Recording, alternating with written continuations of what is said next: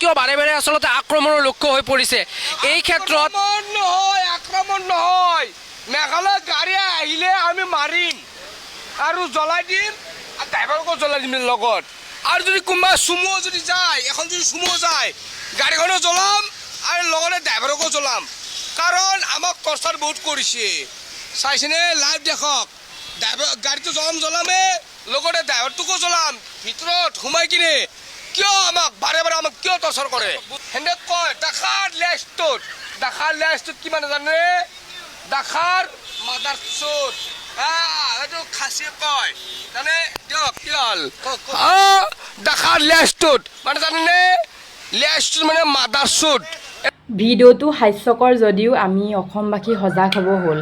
মেঘালয়ৰ মানুহ অসমৰ ফালে নাহিলে সিহঁতৰ উপায় নাই। বাৰে বাৰে মেঘালয়ৰ মানুহ আহি অসমত গণ্ডগোল কৰিবলৈ সাহস পায়। ইমান সাহস সিহঁতি ক'ত পাইছে? অসম চৰকাৰে একো ব্যৱস্থা নোলোৱাৰ কাৰণে সিহঁতি ইমান বাৰে বাৰে সাহস পাইছে। সিহঁতক অসমলৈ আহিবলৈ দিব নালাগে, ৰাস্তা বন্ধ কৰি দিয়ক।